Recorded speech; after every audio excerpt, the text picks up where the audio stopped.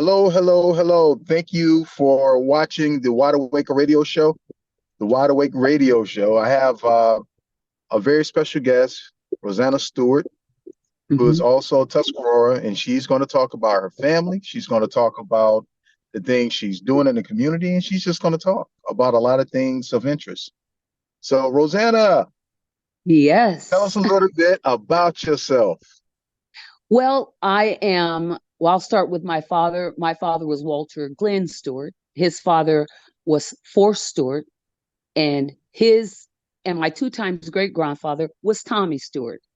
And Tommy Stewart had a big role in why Friendship, North Carolina, became a city that lived in peace without the racial divide. Now that city it became a city in 1873. And my grandfather, Forrest Stewart, was born in 1892, which was 19 years after Apex became a city.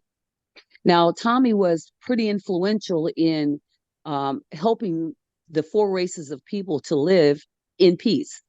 There were Native Americans, Europeans, freed slaves, and free people of color. And because he also owned a saloon, because he looked like a white man, he was able to own a saloon, and therefore he was privy to the information that people that weren't white, of course, or Europeans were able to talk about. And they talked about all of the different racial divides that were happening, racial problems in other places. And he made a decision to bring that information back to his community. And because he was a Native American and they didn't know it, he brought the peace pipe for them to smoke, which would be equivalent to today's contract, where you have a signature, because you don't smoke a peace pipe with the enemies, you smoke it with your friends. So, as a sign for them to all agree, all the landowners to agree that they weren't going to let racial tension happen in their community because they'd lived for generations together, they smoked a peace pipe to solidify the fact that they made a treaty with each other. And they did that for the Native American community because he was a Native American. However, the white settlers and all, they shook hands as well. But he did that for our people because that's what they understood. And they realized that if you smoke a peace pipe, you don't smoke a peace pipe with your enemies. So therefore, he did that and kept peace in this community. And that's been 151 years now. So Tell it me is a still little- going on. I know the family was removed to a reservation too. Can you talk a little bit about that? Yes. Well, it was, our ancestors actually, they were part of the Native American removal. And so they moved us from North Carolina, New Hill, North Carolina, to West Virginia. And we stayed there until we were able to actually leave the reservation where they allowed us to. And then, of course, we came back to and settled back in New Hill.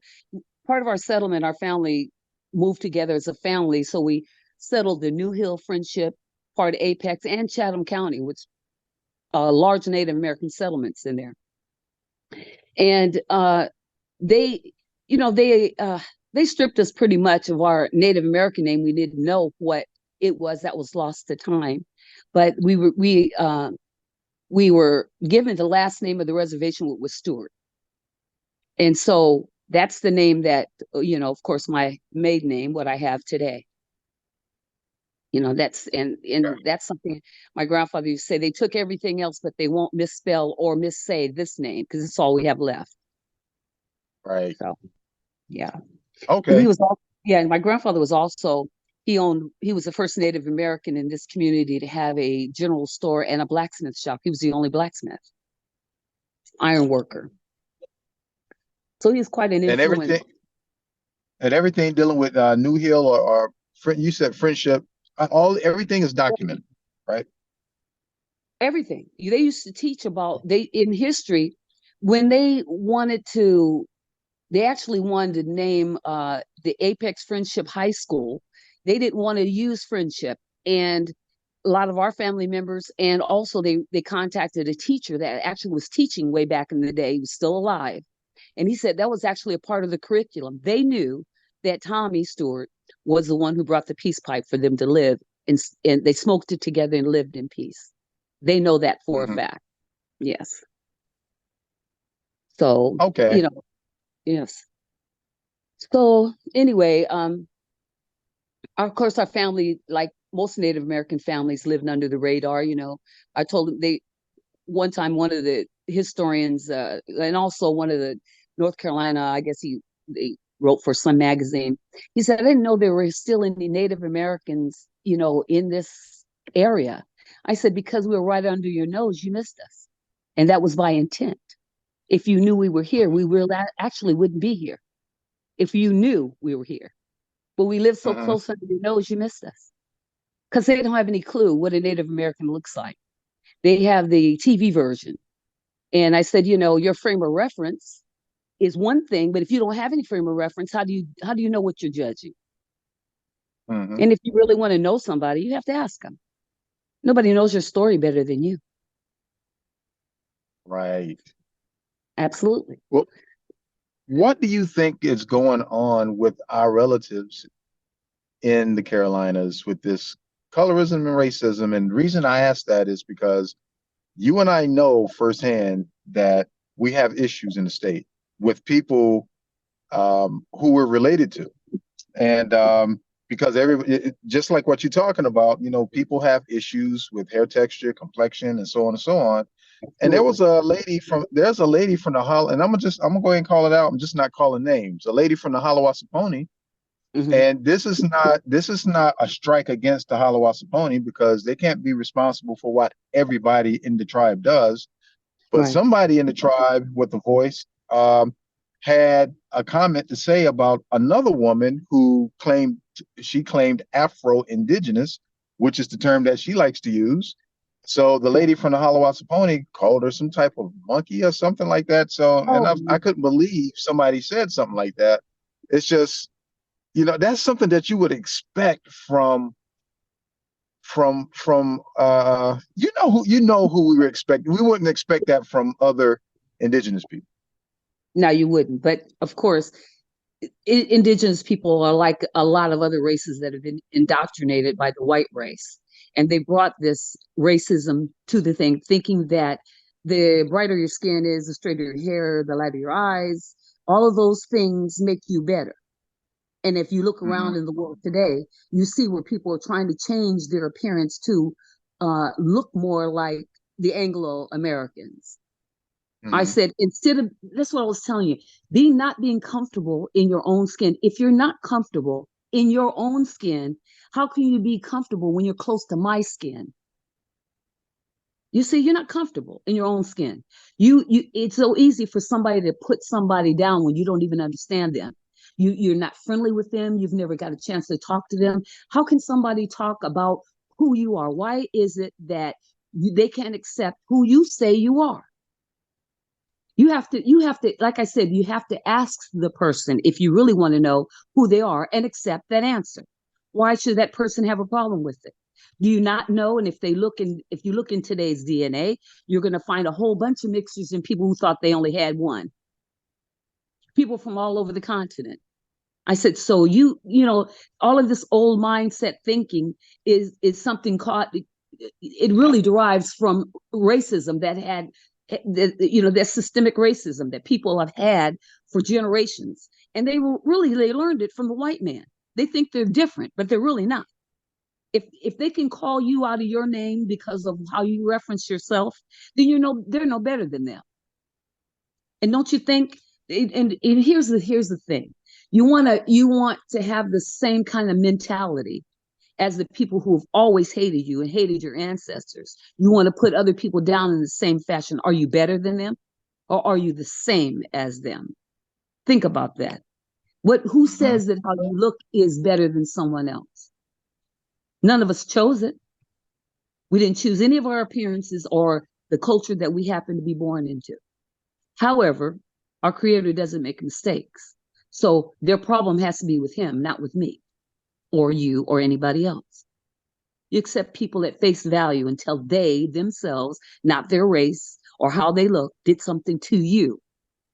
Otherwise, you should accept people at face value because you know better than them. You didn't choose how you look either. They could have easily Mm-hmm. been you. Whatever they hate about you could have easily been them. None of us chose it. But Right, our right. creator doesn't make a mistake. So yeah, I think, see, I'm So very comfortable in my own skin. I don't care what they think. I don't care. I know I who know I you am. don't. No, I know who I am, and I don't let people's their small mind and mentality affect me as a person because they can't do anything about it. At the end of the day, I'm not on their payroll. They didn't cause me to be born. They don't pay my bills. And if they hate me, oh well, take it up with our creator when you see him, if you see him. How can you love him Mhm. and hate his creation? I'm his creation, as all of us are. We're his creation. There's only one creator. And I would tell that to anybody. And you said if somebody want to ask, if somebody want to know, just ask you, right? Absolutely. Ask me. Otherwise, you know, I mean, if it bothers you that much, you should ask me before you assume anything. You can assume anything, but it doesn't mean that what your assumption is true. The only way for you to know for a fact, or as far as factual is by the person themselves. And I don't think people should get caught up all in that. You know, like I remember, you know, this one person from, and I'm not going to call any names, but we're on a reservation, and they were saying, oh, if you don't live, you know, in North Carolina, or you don't live in Canada, or you don't live in, you know, New York or wherever, you can't be Indian. I said, are you crazy? That is the craziest thing I ever heard. I said, how can you take your race of people away from your entire body when you're part of that? I said, look at this. Hmm. This is how I look at how people have, we're no longer just one thing. We're like a pizza. If you look at a pizza pie, when I take that knife and I cut it into all kinds of slices, that's still the same pie. I can take one piece out of it and talk about that piece. Listen, got pepperoni. Put it back in. I can talk about a piece of it that has none. But for me to be a whole pie, I've got to insert all the pieces that I cut back into the pie. It doesn't take anything away from what we're talking about. I tell people, oh, they say, well, you know, I'm not enough of this or whatever. I said, look, first of all, if that one ounce of whatever blood you have wasn't in you, you wouldn't be you. It's not about how Hmm. much. It's the fact that it is. It's the fact that it is. If they left that 1 ounce, would you be you? No, because that 1 ounce made you who you are. It does that part does not matter. People, you know what it is with a lot of Native Americans, especially those who are on the road to get money. They want money and the privileges to go with it. But I don't need to be paid to say who I am. I don't need that. I already know who I am. I don't need the government's money, and I don't need other Native Americans' approval. I am who I am. I can stand by myself. We came from warriors. You know something? My grandfather used to say this. He said, "We absolutely have to be the strong, all of our ancestors had to be the strongest of their generations for us to be born." That ought to tell you something. We came from warriors. Against all odds, they were survivors until they came to us. So I'm a warrior. I don't care about what other people say. I'll fight if I have to fight, but I don't need to. I don't need to Right. prove it. And that brings me to the next question, being a warrior. Yes. It's about the headdress. Oh yeah. So you were at the harvest gathering with us, participating, and we were all having a good time. Then you went to the Yeah. Jacksonville powwow, and Yes. both times, you know, people on social media seen the war bonnet type style headdress you had on. And I don't call I it. already knew why you had it on because you and I already talked about that, but everybody else is just left to assume and just think that you're crazy and you don't know what you're doing. So I Oh, wanted I to don't. give you the opportunity to explain why you was wearing that, why you wore that particular head. Well, like I said, in my ancestors' generation, they weren't able to wear it. It doesn't have anything to do with whether that's a tusker or not. It's a symbol. It's a symbol. It's just like you can put a wedding ring on your finger and not be married, but it could still be there. And that symbol is your left finger is where your wedding ring goes. It's just a symbol. It's a symbol of the fact that our people and our ancestors could not wear it in their time because they had to assimilate to European standards. They could not do it. They were already standing out like a sore thumb. They couldn't do it. My grandfather couldn't do it. My father could not do it. Couldn't even let anybody know that they were here. I said because they fought a war of being a war of acceptance, violence, and death. Our ancestors did. That my grandfather and his father before him and so on inherited that same war where they weren't free to live. My father, of course, was in a newer generation where he didn't have to fight the war, but the idea of the secrecy was still with him till the day he died. He didn't like you asking him too many questions if you weren't family, because there was a trust issue. So I wear it as a symbol of the things that we missed out in living free. And it has nothing to do with what type of Indian it is, because Indians fought together, they married together. I'm Tuscarora, but my dad's mother was Cherokee. So it's Cherokee and Tuscarora. You think they cross tribal lines to get married. So it has nothing to do, it has nothing to do with that. It's a symbol. And yes, of course I know what I'm doing. And I will continue doing it, whether they like it or don't. I don't care. Because I'm not here for you to judge me like you did, like the white man judged my ancestors. They tore them apart where they couldn't even wear their Native American clothing. All the regalia was non-existent in the world that they had to live in order to be accepted. So you think I'm going to not be accepted by Native American people because they got a problem with me wearing a war bonnet? And because I'm a woman, I don't care. I'm a woman warrior. I came from fighting people. And I'm going to wear it. I don't care what they think. They want to know why I wear it, ask me. And I'll tell them just what I'm telling you. I believe it's a symbol, and it's something I want people to know that we are still here. We're still here. We're right under your nose, but we're still here. And we come with different flavors. I believe our Creator, He painted us, He painted His flowers and His trees like He painted His people. Because color is in His realm. We all, are all a part of Him. And everything He does is in color. So it's anybody who has a problem with what color we wear, or the hair texture, or the eye color, they've got problems. And nobody should have time for people with that kind of negativity. It's time to love on each other. And we especially don't need to hate on each other. We have still the same tribal background. They married each other, they intermarried each other. They lived alongside of each other. They didn't start tearing each other apart until the white man came in and helped him to understand racism, because they weren't accepted.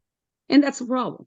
A lot of these tribes do not want anybody who doesn't look close to them, because they think there's something wrong with their tribe, not realizing the whole world of people have a whole lot of different things in them.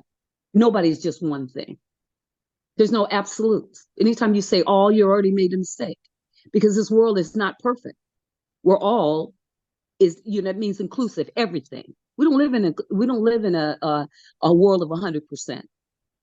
What do they tell you? 99.99. So that 1% shows the error in human factoring.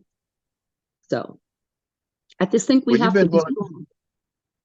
You've been doing a lot of work in Apex. So how's that been going? Really educating well. the people about warriors. Yeah. Well, I tell them if they ask me, I'd rather someone ask me than assume anything, because you don't know why I do it. But I told it, just like when I was at the Jacksonville powwow, one of the ladies came up and asked me. She said, well, normally traditionally, I said, yeah, that's fine. That's well and good. But you have to understand, traditionally, when the white man came in, then we no longer wore anything. We wore what they wanted us to wear. As soon as we started assimilating because of survival, we lost our ability to wear our regalia openly. You forget, they called us savages. So we didn't have that opportunity. So my idea of this is to bring back, doesn't matter what Indian or not, it's what Indian garb it is, or the regalia it is. It's a symbol for me, much like a wedding ring. I don't care, you could have a band or you could have diamonds, it's still a wedding ring. So, and you still wear it on your left hand if you want someone to think you're married. So my feathers, what does it matter whether plain or any other thing? It's a symbol. It's a symbol that I'm letting people know we're still here. And amongst us are still warriors. So I don't care if they don't like it. They cannot like it. They cannot like me. It doesn't matter. It doesn't change me. It doesn't change anything about me, whether you don't like me or not. Because I think we know you. No, I'm Oh, just saying we know that we know you're gonna keep on pushing on. We know you. well, you know one thing. Now, it's not a religious thing, but I mean, if you want to go back to the scriptures, what does it say? We were fearfully and wonderfully made. We all have to remember that. No matter who wants to put us down for whatever reason, we were here with a purpose and for a purpose. And our idea should be to think of ourselves as our Creator does, fearfully and wonderfully made. That's what we all are in our own way. That's what we are. That's what he said. So he, being the father of all humanity, doesn't make mistakes. We can't help those who don't like what we are. It's not a problem. I really don't care. I know there's a lot of racism. People look at each other, look down on each other, different tribes look at each other.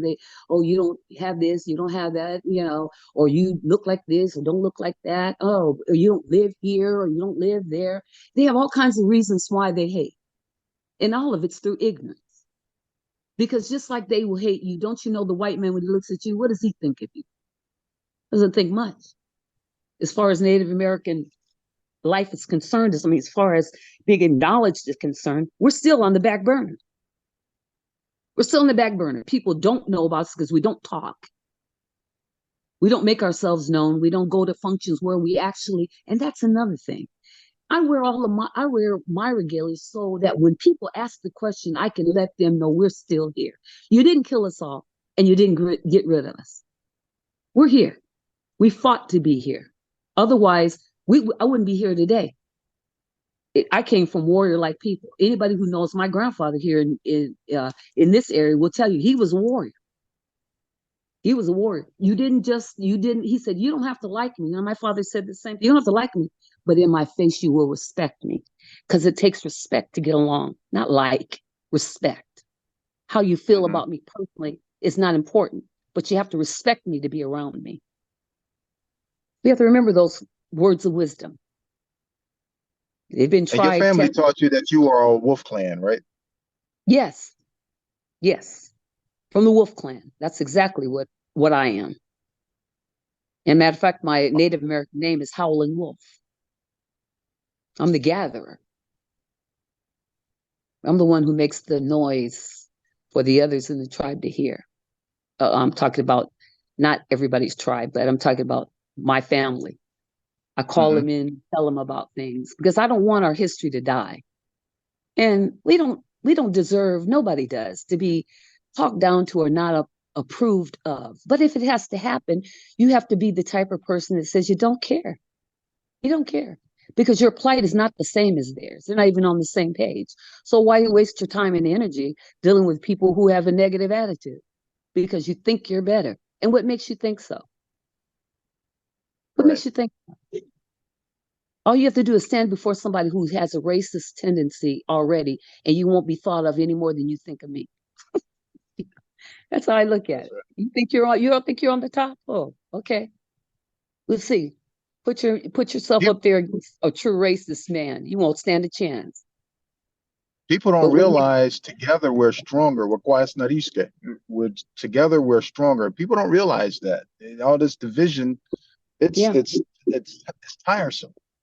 And it is. You would think, and you would think people are smarter to eventually realize that it's a trap, it's a loop that everyone is stuck in, and it's not something that we created. It's something that was something that was taught to us, and we just adopted it and made it our own. Well, you know what the thing is, what that's another reason why it's important to talk and to speak. Whatever gets their attention, so they can hear you, so they can understand you. Native American traditionally, and I know it's in our family for sure, as well as many others, you just couldn't, as an outside person, come up and ask my dad or my grandfather or great grandfather questions. They didn't answer questions for you if you were outside of their family. They did not answer questions. They didn't want you to know them. They didn't really want you to know them. They didn't care all that much about knowing you. All they wanted to be was left alone, to live their life and live in peace. And I think if we adopt that type of mentality, really, I think we're all better off, because we labor over whether what somebody thinks of us, as if we had a choice, and as if the creator made a mistake. If he, being the creator and can't make mistakes, don't you think we would have made one people all look alike, absolute clones of each other? But he knew better. Colors in Right. his world, painted everything, including his people. So we have to speak and let people know we're here. We have to be, and that's another thing. They don't. A lot of different tribes don't believe that they're really influenced as much as they really are by the Anglo-Saxon people. They really don't. But when you look at it, when they can call somebody a monkey, get real. Who are you, really? Who are you to say such a horrible thing? And would you like if it was reversed? What if somebody came up to you and said the same thing? Can you chew what you put out there for somebody else to eat? Can you chew it if it's delivered to you? Absolutely not. They want to fight, they want to kill somebody, but they don't mind dishing out trash. So that's why I said communication is everything. And we stop worrying about what somebody else thinks. That's why I don't care. I don't care that it's a plains, native headdress. It's not even for that purpose. It's for you to know that Native American people are still here, for you to see traditional dress, no matter what tribe it is. Every Indian had feathers and beads and bone. So it doesn't matter in what headdress we wear it in, but we wear it. We lost all of that because they thought we were savages and they thought we weren't civilized in any way. So they wanted to change our culture over to more look like them, even though they didn't accept us. So I'm letting the world know. Yeah, maybe you not like it, but you'll ask me. And then let me explain it to you. Let me tell you how little it matters whether you like it or not. Our ancestors were hated to death, seriously. And yet we're still here. And we are the ones who have to tell the story, or the story will be lost forever. That's why we haven't made great strides in anything. And for some, it may be about payment. It might be about, governmental, the government giving you things. I don't care about that. I've made my own world. I don't need the government to interfere anymore in my life. They get my taxes all the time, in every way. Uh-huh. They get it before you do. So that's enough interference. I just believe that we have to, as a people, all Native American people, band together, or we're no worse than the worst of the racists that any of our people have ever faced. You know better than them when you can call someone out of their name because you think you're better. Who told you were? What makes how you look exceptional to anybody? I think we can all be the best we can be. Now that I agree on. And a person who's not the best they can be could be from a certain race of people or a tribal person, but it's not the whole race of people. Don't judge me by the few bad apples. So, this is just, I have a conviction in that area. And I don't All believe I in hear. people telling me to do. Well, how have you been helping the city of Apex learn that we're still here? Oh, well, first of all, I participated as a Native American, or and I gave a speech or whatever it is, like a documented thing for Apex, because we were the first people. This was our land, and there was nobody else, who wanted to. They had nobody to represent them, and I said, "This is opportunity to speak, and I'll let them know that our ancestors always lived here. They were removed, but they came back, and we still own the land. My grandfather's house is 100 and let's see, I don't know, maybe 120 years old or something like that, maybe more than that. But anyway, I still have it, and it's still sitting on the street by our last name, because that land, he owned that, and he gave it to the city to put a street so the people that live deep into the woods could actually get to their houses, because he wasn't using it. He always shared. So my deal was to let them know about Native American people, and also know the things that my family members, my ancestors did, and how they lived. And then the school, the high school out here, also was interviewed for them as a Native American, and they gave recognition to, our family and our tribe. So it's little things. I'm going to do something with the city of Cary shortly, giving them a little brief history about our family and the contributions that were left here. Because I think, you see, because they didn't have a voice, when a person, your ancestors don't have a voice and you don't speak, they stay dead forever. My grandfather used to say, as long as you can call their name in the earth realm, they live. So when I call his name, I'm calling it like it was called when he was still walking this earth. If I shut up now, he'll never speak. He didn't get a chance to truly speak in his time. But because his DNA is part of mine, every time I speak, he'll speak. My father will speak. My grandfather will speak. So it's important to speak and let them know they made contributions that were never truly appreciated, except in our own little small communities. They all knew him. But I wanted the people who where the names are no longer relevant to the today's world. Matter of fact, when I was at the Apex 150th celebration, this lady came up to me, an older lady and her husband, and she said, "You know what? I always pass by the friendship sign all my life, and I never knew how it got the name of friendship until you told us." You see, and then we're talking about 2024. The city is 151 years old now. So you see, if we don't speak and we don't educate, people can't understand. It's very important to communicate. Communication brings about understanding. That's what the problem is. People need to get off their high horses and realize you're no different than me. You're no different than me. We don't have to look the same to be the same. We're part of the human race. And that's important. Well, We have to find well, ways to some people, communicate.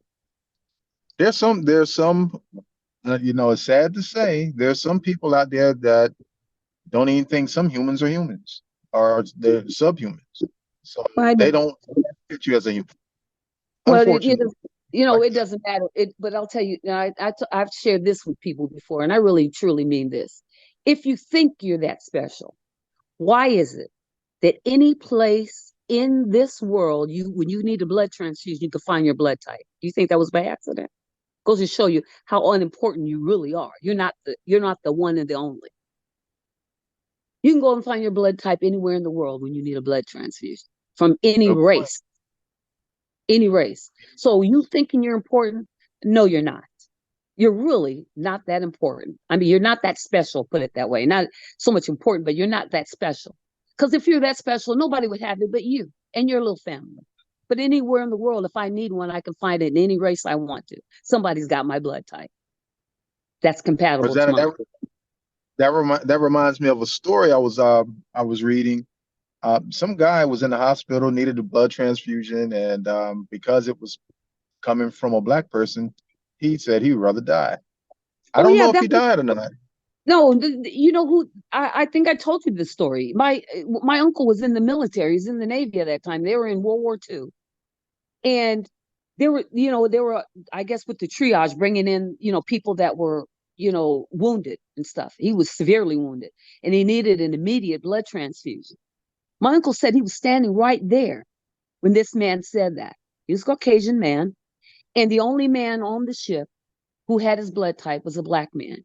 And when he first was okay about having the blood transfusion, but when he found out it was a black man, he said, "I'd rather die."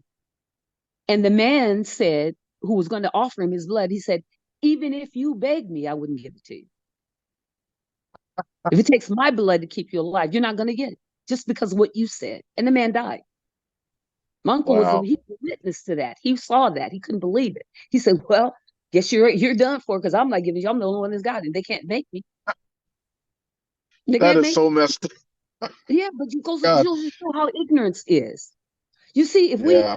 if we fail to communicate, we fail to understand. Do you know that had he been anywhere in the world, he could have got the same blood type that would have fit him, even though it wasn't a black man. If a black man, he could have got it from a Chinese, a person from India, he could have got it from anybody in any race in the world. But who would rather die? You see how ignorance, racism is ignorance. in its truest form.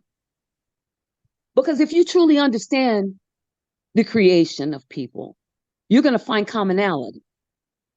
We don't have to all be Italian to eat spaghetti and meatballs. We all know how to make it. Most every family does.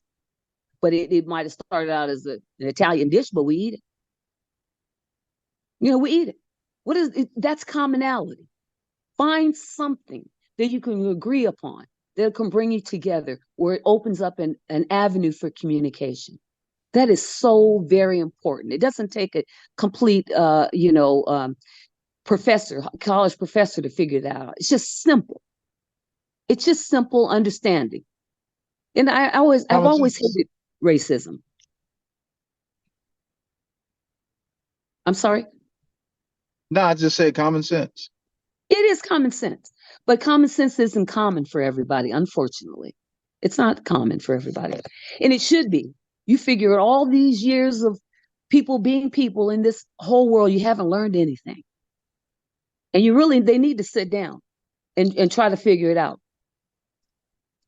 Like say if here's another, just think of this one. You see those bodybuilders and they get themselves deeply tanned and they put oil on it. You know what the reason for that is? Because pale skin will not show up under lights like a person with a darker skin complexion. And you put oil on it, they're totally defined.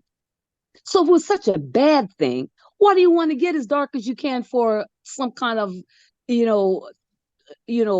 wrestling thing? These wrestlers Mhm. all get deep, dark tans. So when they're filmed and they're put in magazines where you can really see their definition. And in beds. I mean, that's Why big business. is that image? But if it's so bad to be a person of color, then why are you doing that? Why are you doing that? Something my mother used to say, and this kind of crazy, but I'm just a straight up person. So I call it like I see it. So I'm gonna tell you exactly how she said. She didn't really bite her tongue, nothing vulgar or anything like that.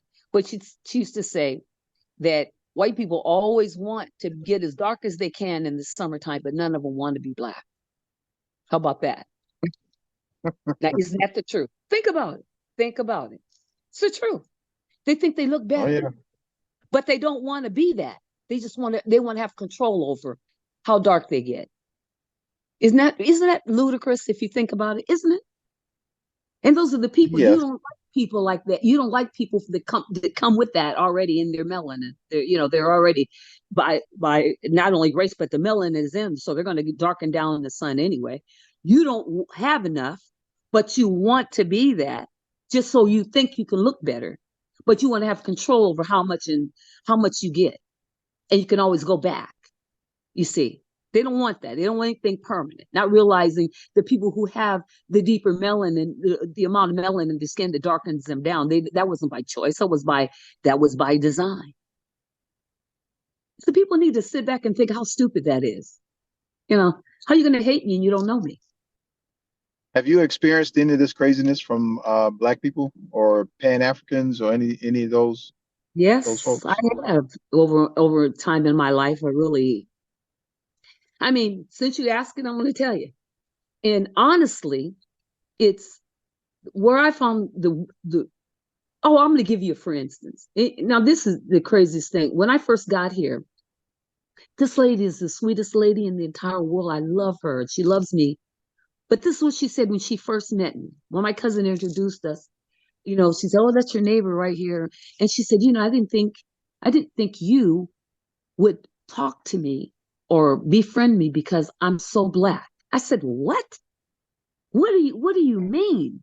What is what does skin color have to do with human kindness or someone being your friend?" I said, "What you don't understand, I have friends in every nationality. One of my very best friends was Japanese. Yeah, since fifth grade. And we were like sisters. And I have every kind of friend under the rainbow. Matter of fact, somebody was looking at I guess, I don't know who, I forget who it was who told me. Oh, I was looking at your page. You have all kinds of friends. I said, yeah. Isn't that the way it's supposed to be? You don't just stick with one. How can I understand you? I don't mean you, but anybody other than myself if I don't ever befriend anybody? See what they're bringing to the table. You could be the best friend in the entire world to somebody, and they haven't given you a chance because they're looking at the outside. I believe that what you are is in the inside. It's not what, and you might, if you have an ugly inside, it could portray on the outside too. You could be the most beautiful person in the world, but have such hatefulness that you appear to be ugly. I've seen that happen. I normally have problems with people that are very dark-skinned people because they, for some reason, don't like me. So, I mean, until they get to know me, I've even had people tell me, you know what? I didn't even like you. I said, you didn't even know me. You've never even talked to me. I know. But since I got a chance to talk to you and get to know you, you're the nicest person in the world. I said, you could ask me, I'd have told you. I mean, I had to answer her just as stupid as she sounded to me. How are you going to hate me or dislike me? You don't even know me, know anything about me in any way. She was going through hard times, and I even helped raise money for her to be able to feed her family. Had she not got over her own racial prejudices, she would have missed out on a good person. Mm-hmm. So you see, you can't judge that. You don't know me until you know me. That's a lesson. That's a lesson right there. Yeah. You don't know me till you know me. And you can't judge my whole race of people. You can only judge me. I might be from a certain race of people, but you can't judge the whole race by what I do. Just like, racial prejudice is definitely not only a white man thing, because it exists in every culture. And basically, it's because of the Anglo-Saxon, I say Anglo-Saxon, white, whatever you want to call it, their influence on the world. So, it's going to be there. They tend to believe, every race out there, they believe if they look more European, in looks, are going to be more acceptable to the job market. They'll put that one person that looks more European as somebody, a contact. This is all this stuff by design. It has nothing to do. People hate and don't even know why they hate. What has anybody ever done to you? And do you hate? How can you hate the whole race for what idiot did? That's why I pay very little attention to people who want to criticize. I don't care why they criticize. You don't know me. You don't know why I do what I do, but I surely have a plan. And I don't really have to give you an answer because you're not God. I don't owe you anything. All I'm telling you is. Go ahead. I didn't mean to cut you off. Go ahead. Go ahead. All you telling me is what?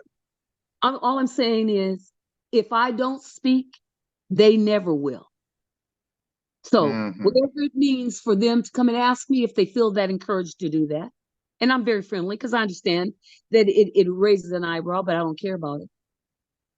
Our ancestors had eyebrows raised all their existence until they died. It didn't change anything. Only communication does. Now we're in a world where we can communicate. I'm going to communicate if I'm asked. If I'm asked to do that, I don't care who it is. I'll stand before anybody and speak and say what I have to say. Because I don't really care. Like me or don't. Yeah. And I think we all have to have tougher skins because the world is not going to always love us, no matter what. They're going to find something wrong with you as if you had a choice to pick whatever it is that they hate. I could look at them and say the same thing. I may not, maybe I've got an affinity against blonde-haired people. And I'm going to give you another, you probably don't even know this, but I'm going to share this. I really haven't ever really shared. The only reason I wear blonde hair, you know what that is? Is because I can. Simple as that. And I'm going to tell you why. When it started. I was in 7th grade. I was on the baseball team. And this girl with the long, straight blonde hair, the wind was blowing, and her blonde hair landed on my arm. And I said, you know what? I could wear blonde hair. And so when I did, when I was old enough and my mother didn't mind me changing my hairstyle, I said, I saw her hair on me and I know I can wear it. I do it because I can. And we have to look at life like that. Who are they to tell us what we can or cannot do? I do it for a reason. Well, so many people dye their hair and wear different colors. Yeah, they do. I mean, everybody does that. And especially if you're grayhead, people are dyeing their hair to hide the gray. I mean, everybody has something in their hair, either Either you're Yeah, wearing a wig, you're wearing some type of extensions, or you're wearing some whatever it is. something. Whatever it is, but you know what? This is the world you live in, and you're not changing them. You're changing you. So it doesn't matter. Mm-hmm. I do it just to prove that not only white people can wear blonde hair, natives can too. Mm-hmm. I'm a Hey, rebel, really. I tell you that, there's a right? lot. There's a lot of ways to be a rebel, and I guess you're showing us some of those ways that you've Yeah. uh, been You have to have resistant. a really tough skin to live in this world. But I would challenge anybody. Now, I'm not talking about physically challenged, but I'm talking about challenge them in their respective, in their perspective of me. Don't try to act like you know me. You don't know anything about me, but what you ask, and I tell you. You can formulate whatever opinion you have, or whatever opinion you think you know or want to say, but it doesn't mean it's true. And you're not going to affect me one way or the other because I really don't care if you don't like it. And see, that's how we all have to be. I would rather be liked, of course, anybody would, but I'm not going to hold my breath and act like I'm going to faint because you don't like me. Because for every one that doesn't like you, there'll be a handful of people that do. And reverse that. Handful that hate you and one or two that love you. And that's all you need. You don't need a crowd. You ever seen some That's how. parties? You can go to a party and you can have the greatest party with 4 or 5 people. You don't need a whole crowd for a party. So, I mean, it's just how I look at things. And I think I was raised to have a tough skin. I'm very comfortable in my own skin. That's why I can be comfortable next to your skin and anybody else's because I'm comfortable in mine. I'm not trying to, I've never been the type of person to try to pick people apart. I appreciate what they bring to the table. And I always Right. think I can learn something. I don't Rosanna, really. tell me something about. I keep cutting you off. I apologize for that. I was going to ask you to share about the proclamation. Oh, the proclamation. I the first one, very first one I received a proclamation basically stating that for the first time I've ever seen it in writing, that Apex, Friendship, New Hill, all this area around here in North Carolina was Native American land. I had never seen it written anywhere.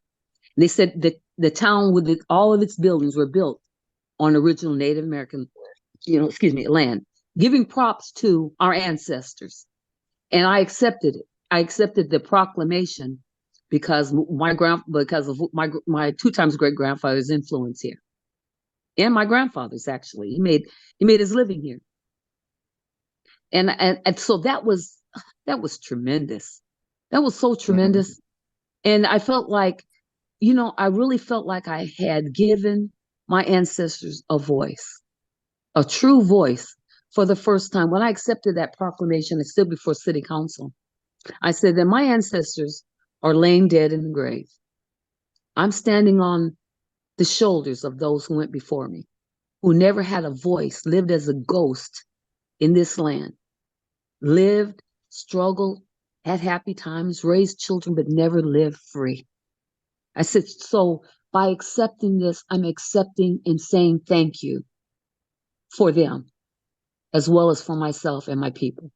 I said, because it's very important to finally get a recognition after 150, now 151 years.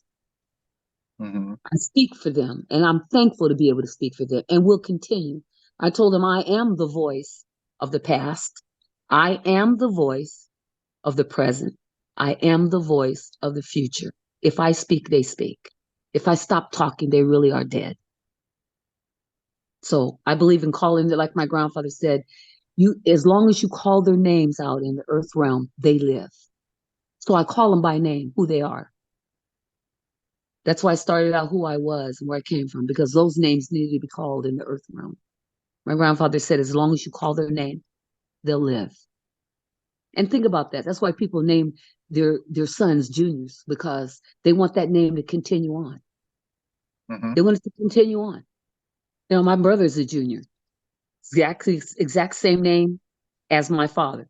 So when you call my brother, you're calling my dad. It's longevity. It's to live in the earth realm.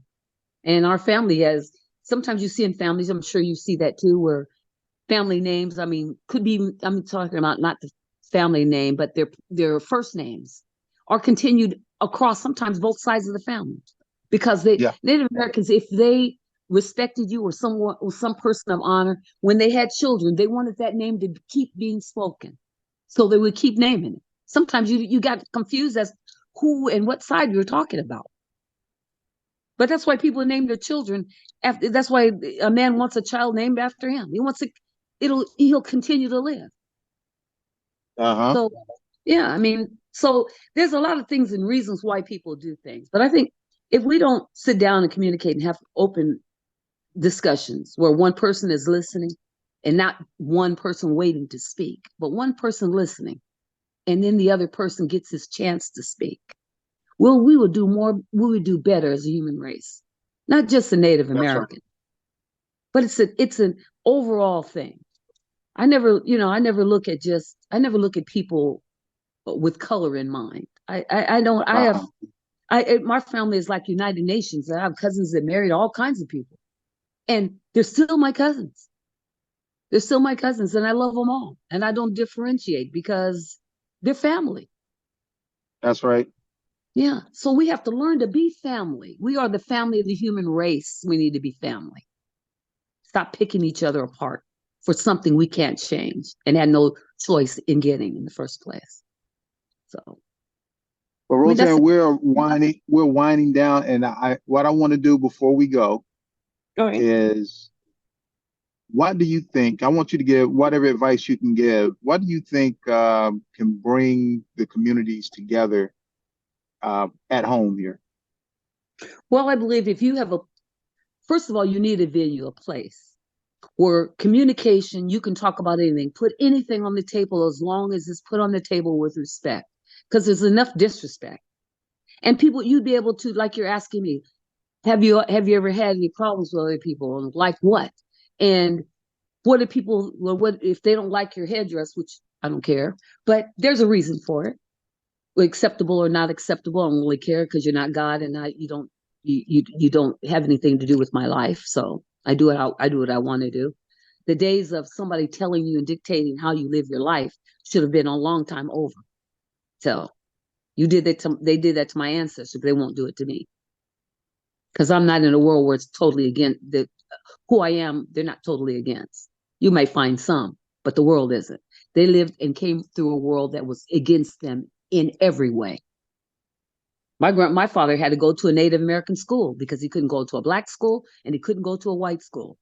He couldn't. They even had their own churches because they couldn't go to a black church. They couldn't go to a white church. So he had to have everything was separate. So you see, I'm disgusted with people who have that raggedy, tore down mentality that they got from people who didn't like anybody anyway. They thought they were Right. better. We were called savages, but they killed us and they stole from us and they did all kinds of things to it. But we were the savages. We were already here. Like my dad used to say, he said that he was a military man to his heart. And he said, I'm going to tell you something. He said, United States of America is the only country I would fight and lay down my life, actually die for. I said, why is that, Dad? He said, because before it was United States of America, it was our land. That's why. I'm fighting for our land. You can call it anything you want to, but it was our land. And he said, when the Pilgrims put their foot on Plymouth Rock, it wasn't even their rock; it was our rock. So, I just came from people who had some fight back. Right. But Right. I think that if we have you have a venue where anything with respect can be put on the table, where you can truly hear and understand, you're going to enlighten a lot of people. Do you know there's no real places like that? People would flock to a place that they can get to know other people, where Mhm. people can bring their own. If you're Italian, you want to bring an Italian dish, or you're Mexican and you want to bring a Mexican dish. You're black, you want to bring some sort of whatever food it is. If you're Native American, you want to bring some kind of food. So people can get a chance to experience. Life is full of experiences. But everything is cut off. You see, if we have an open venue where people can actually come, communicate, and actually enjoy each other and get to know the personality. that's associated. You just happen to be. We have to get to a point where we just happen to be from a certain race. But you get to know me as a living person, created by our Creator. That's more important than what race I am. You know, if we had a place where people can come, that's why I want to change my grandfather's house. It's going to be a family museum and cultural center, because I think we need to know about other people's culture. They need to know about ours, and we need to know about theirs. We need a place like that. I think that would change a lot of ideas, a lot. You don't have to go to a library, you know, to read about something. You can actually experience living people. You know, you can actually sit down and with living people, telling you how they grew up, what their thoughts were, what people said to them. That's communicating. You can better understand somebody's dislike for something. Something happened. Something happened to them where they dislike a whole race of people. Sometimes it's just their family taught them that.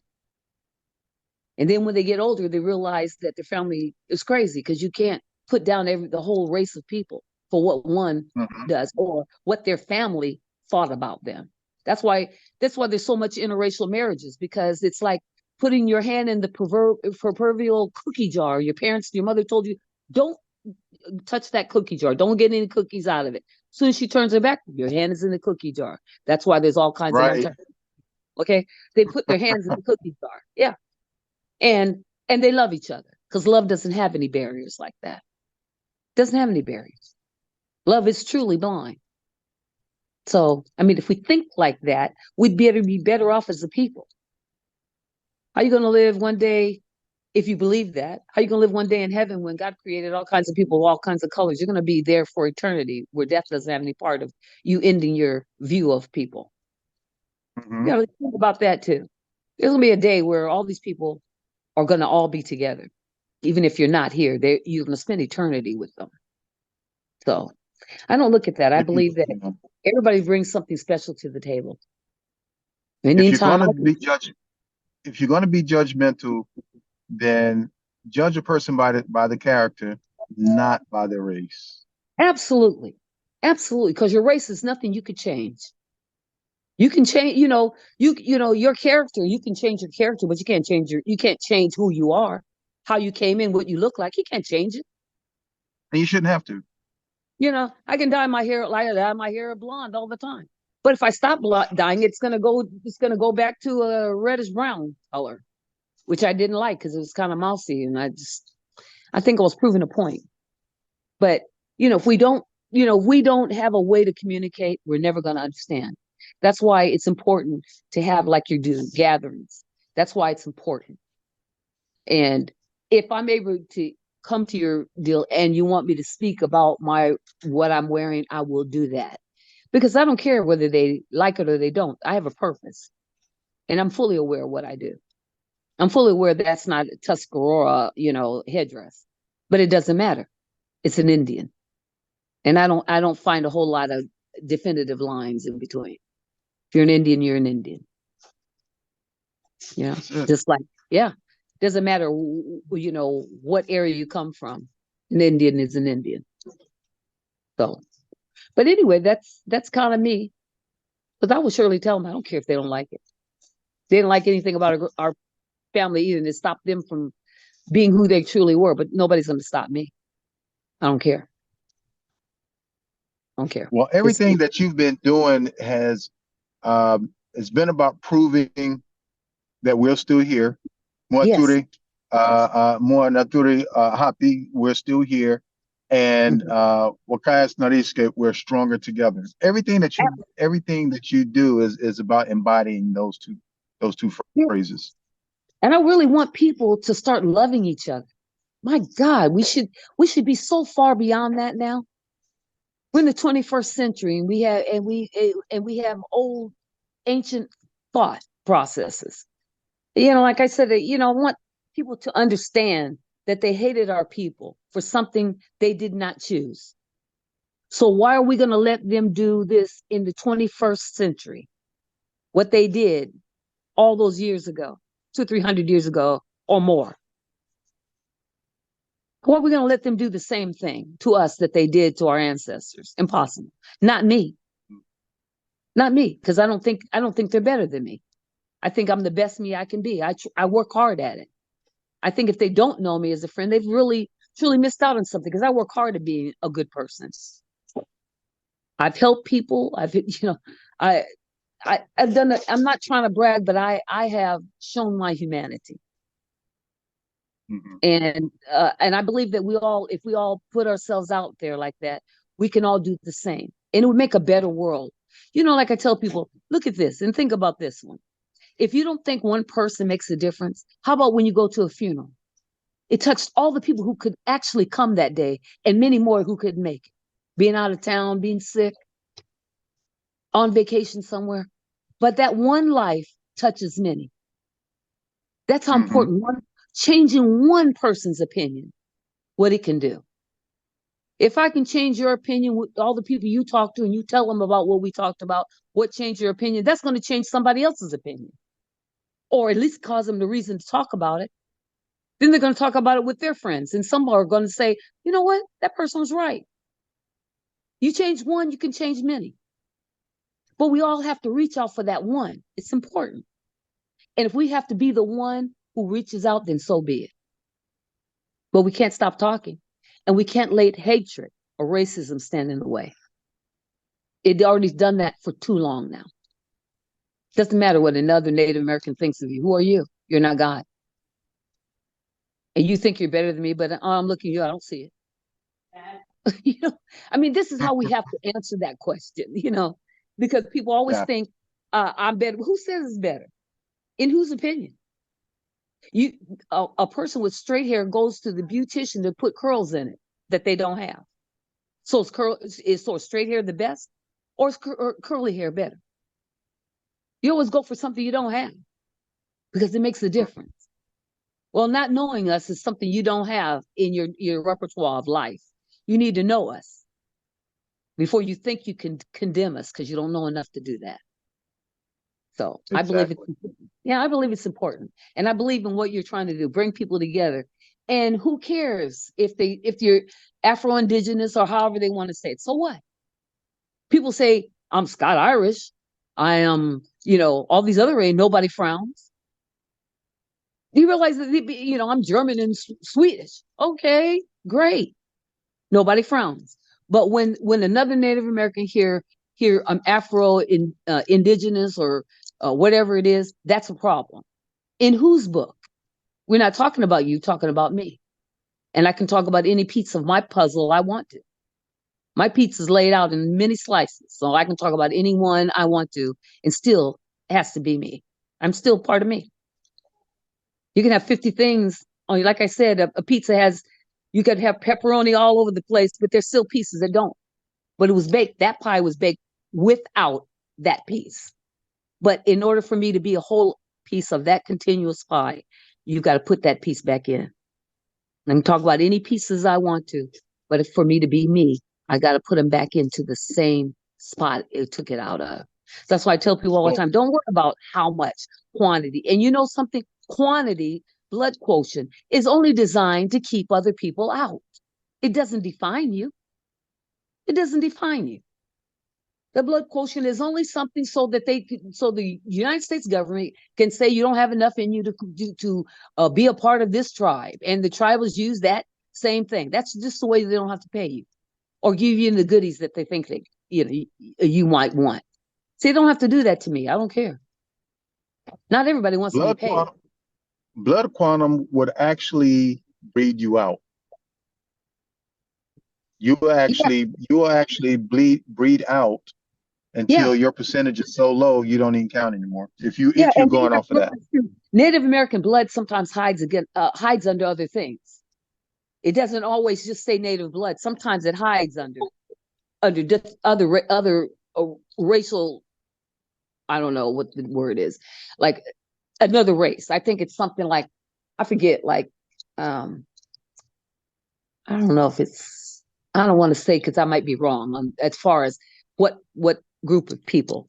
But sometimes it hides under there. It doesn't mean you don't have it. Here's another thing: Native Americans don't always take the DNA test. So they don't have as much as they do of other races. That's why it continuously changes.